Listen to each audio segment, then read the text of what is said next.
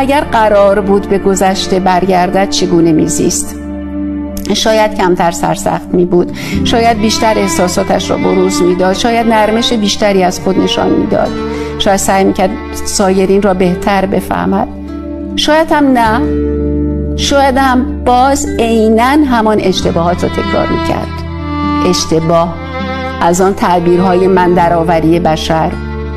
چرا فکر میکند که لغزش ها، سبکسری ها، بیخیالی هایش اشتباه بوده است؟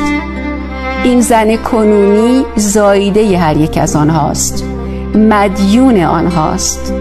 هر لغزش، خنده، مویه و اشکش گواه زنده بودن او بود. چرا از خودش اینقدر انتظار دارد و طلبکار است؟ چرا قرار است از کرده هایش پشیمان باشد